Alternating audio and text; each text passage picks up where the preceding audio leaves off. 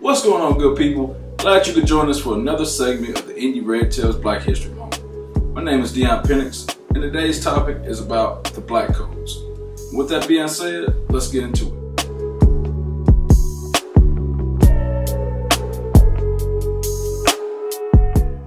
Black codes were restrictive laws designed and enforced by all white police and state militia forces to limit the freedom of African Americans and ensure their availability as a cheap labor force after slavery was abolished during the Civil War.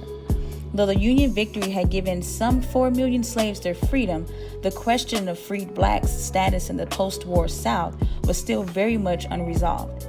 Under black codes, many states required blacks to sign yearly labor contracts. If they refused, they risked being arrested, fined, and forced into unpaid labor.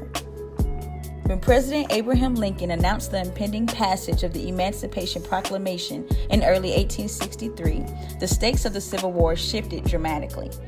A Union victory would mean no less than revolution in the South, where the peculiar institution of slavery had dominated economic, political, and social life in the antebellum years. In late 1865, Mississippi and South Carolina enacted the first black codes. Mississippi's law required blacks to have written evidence of employment for the coming year each January. If they left before the end of the contract, they would be forced to forfeit earlier wages and were subject to arrest. In South Carolina, a law prohibited blacks from holding any occupation other than farmer or servant unless they paid an annual tax of $10 to $100. This provision hit free blacks already living in Charleston and former slave artisans especially hard. In both states, blacks were given heavy penalties for vagrancy, including forced plantation labor in some cases. In April 1865, as the war drew to a close, Lincoln shocked many by proposing limited suffrage for African Americans in the South.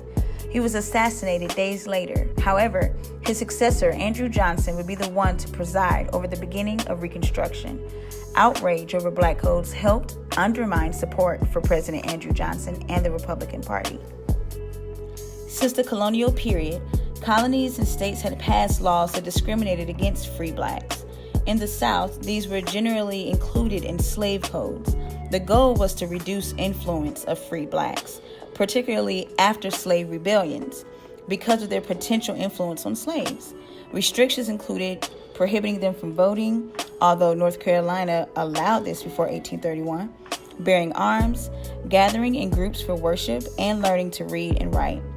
A major purpose of these laws was to preserve slavery, among other things. Even as former slaves fought to assert their independence and gain economic autonomy during the earliest years of Reconstruction, white landowners acted to control the labor force through a system similar to the one that had existed during slavery.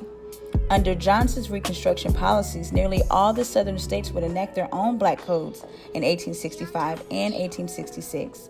While the codes granted certain freedoms to African Americans, including the right to buy and own property, marry, make contracts, and testify in court, only in cases involving people of their own race, their primary purpose was to restrict blacks' labor and activity. Some states limited the type of property that blacks could own, while virtually all the former Confederate states passed strict vagrancy and labor contract laws, as well as measures designed to punish anyone who offered higher wages to a black laborer already under contract. Blacks who broke labor contracts were subject to arrest, beatings, and forced labor. Apprenticeship laws forced many minors, either orphans or those whose parents were deemed unable to support them by a judge, into unpaid labor for white planters. Slowly but surely, Reconstruction did away with the black codes. But after Reconstruction ended in 1877, many of their provisions were reenacted in the Jim Crow laws, which were not finally done away with until passage of the Civil Rights Act of 1964.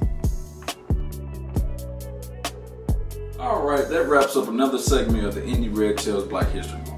I know we've been talking about a lot of deep things lately. However, I just want to inform our black community on a lot of things that probably were not taught to us when we were in school, or either we were not informed about this. I think they're all great topics. I have a lot more to come into the future. I might switch back and forth. to something a little more lighter for y'all. You know, I don't want to have y'all depressed or nothing. But definitely stay tuned to much more great things coming into the future for this. And as always, applied knowledge is power. Thank you guys for watching.